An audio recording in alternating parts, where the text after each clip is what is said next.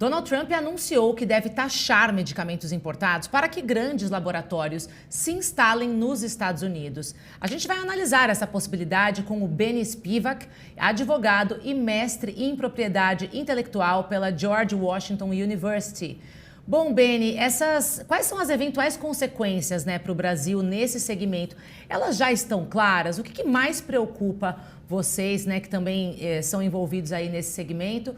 Um ótimo dia para você e obrigada por participar com a gente aqui ao vivo do Agora. Muito obrigado pelo convite. Imediatamente a gente não tem qualquer reação. A gente fica assustado, é a primeira vez que a gente enxerga um quadro no qual você pode ter um impacto para a cadeia farmacêutica. Quando a gente olha essa possibilidade de implantação dessa medida, e que neste momento fica postergada por pelo menos 90 dias, a gente tem, nos Estados Unidos, você tem um impacto direto para o consumidor norte-americano, que importa pelo menos 2/3 dos seus medicamentos de fora dos Estados Unidos, e você tem um impacto relevante para a cadeia de produção de medicamentos europeia e indiana. Se a gente pegar a indiana, por exemplo, 2/3, 60 e poucos % dos medicamentos genéricos que a população norte-americana consome vem da Índia. Então, imediatamente você tem esse impacto. Em um segundo momento, nós aqui brasileiros poderemos sentir esse impacto. Em que medida? A gente não pode falar exclusivamente do medicamento acabado. A gente imagina aquele que já vem na caixa, não é isso. Você pode ter um impacto para os tais IFAs, que são os insumos farmacêuticos ativos, os ingredientes principais dos medicamentos. Nesse sentido, se você tem um aumento desta cadeia, deste custo de produção, nós vamos sentir aqui no Brasil. A gente vai resvalar esse custo aqui. E, Benny, bom, obrigado por estar aqui com a gente. Acho que você foi trazendo algumas partes da cadeia, no caso dos medicamentos, os insumos, o medicamento acabado. E tem um outro pedaço, que é onde os Estados Unidos tinham uma grande força, tem uma grande força até hoje, que é o desenvolvimento também dos medicamentos, e aí um grande investimento no campo da ciência, do desenvolvimento das patentes. Isso, em alguma medida, o governo Donald Trump tem retirado recursos das universidades, principalmente dos centros de pesquisa associados à saúde. Colocar tarifa para a produção de genéricos, e ao mesmo tempo retirar recurso. Ele quer alterar, você acha, o papel dos Estados Unidos para ganhar mais dinheiro produzindo o medicamento final e menos desenvolvendo a fórmula? Faz sentido isso? Queria um pouco a tua opinião completa aí na cadeia. É uma excelente pergunta. Se a gente acompanhar, pelo menos desde a formulação da Organização Mundial do Comércio, a gente está falando ali no meio da década de 1990, você enxerga a figura dos farm markets, os mercados farmacêuticos emergentes, nas quais a produção, os centros produtivos, eles saem dos países desenvolvidos e vão se instalar nas economias em desenvolvimento, na grande, absoluta maioria, China e Índia. Neste momento, as fábricas de produção de medicamentos vão para aqueles países para produzir com menor custo aquilo que foi desenvolvido do ponto de vista de pesquisa de patentes nos Estados Unidos. Então, é quase como você ter um cérebro estacionado nos Estados Unidos, nas universidades, com apoio de incentivos federais, de dinheiro, das iniciativas intelectuais, mas o braço operacional nas fábricas instaladas fora dos Estados Unidos, em razão de custo, de estratégias, de facilidade, de logística.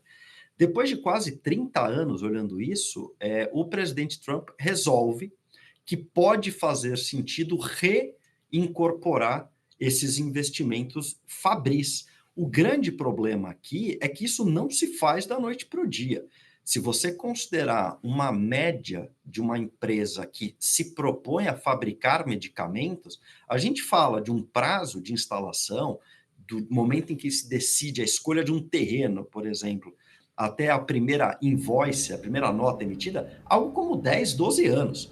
Então, essa mudança, se é o objetivo dele importar de volta, isso não vai acontecer imediatamente. E sim, você vai sentir um impacto relevante. Olha, se a gente tem que investir 10, 12 anos para voltar para os Estados Unidos, não é imediatamente a decisão de voltar para os Estados Unidos. Talvez faça sentido apertar e acelerar o investimento fora de lá e criar novos laços.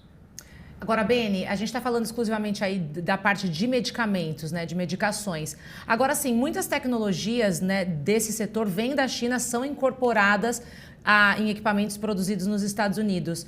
Eu vou prolongar um pouquinho esse discurso em relação, por exemplo, a plano de saúde. Você acha que isso seria um custo a mais também que poderia repercutir nas autorizações, por exemplo, para exames ou autorizações de procedimentos? Você acha que isso corre o risco também? Paula, se a gente voltar na lição básica, né, de como que um preço aumentado empurra a inflação para cima, com certeza. Porque você tem hoje um plano de saúde, um serviço de saúde, por exemplo, ele considera na quantificação daquele preço, na precificação, uma série de fatores, incluindo a obrigatoriedade de custeio de medicamentos, ou de produtos, ou de insumos, ou de tratamentos. Ele custeia aquilo e chega num determinado delta de X. Se esse X, os fatores desse X forem alterados, certamente esse preço vai ter que ser refletido. Então, sim, a gente acredita que isso pode acontecer. Isso não seria algo que nós sentiríamos imediatamente. Quero deixar claro que esse imediatamente significa que eu não sinto da noite para o dia. Tampouco é algo que eu sinto e dali um ano. É algo num prazo relativamente mais curto. A gente passa a perceber um incremento para o Brasil quando e se isso for aprovado, ali a partir do terceiro, quarto mês pós-aprovação, que é quando você tem a coleta dos índices inflacionários, eventuais autorizações de ajustes, e aí você começa a entender e perceber como que isso vai impactar no bolso do brasileiro. E, Beni, pensando um pouco, até aproveitando aí a tua expertise, todos os movimentos para se consolidarem têm um tempo mais longo, mas eles podem, seja isso pelos efeitos do conjunto de onde vem a renda, até dos modelos de negócios associados ao sistema de saúde, vão ter efeitos agora nas compras. A gente tem recebido algumas notícias também sobre o fato das inseguranças geradas pelo presidente Trump já estarem sendo usados como justificativa para ou ruptura de contrato, ou suspensão de contrato, enfim, gerando uma dúvida jurídica também nas cadeias produtivas, porque, dependendo da situação, um determinado fornecedor pode optar por não entregar como prometeu que ia entregar, ou alterar uma condição específica de um contrato. Você vê isso sendo um problema no curto prazo na cadeia de medicamentos? Quer dizer, os contratos já estabelecidos de suprimentos, eles estão em risco com essa insegurança? Eles têm espaço para ser questionados dentro dessa insegurança? Com certeza absoluta, e vou te dizer que isso já está acontecendo. Nós aqui já temos essa visibilidade de que está acontecendo na prática. A indústria farmacêutica, a indústria de insumos para a área da saúde, ela considera um forecast, uma previsão que supera os 12 meses. Então, eu preciso ter uma expectativa construtiva, produtiva, de demanda que vai, não para amanhã, mas daqui 6, 9, 12, 24 meses.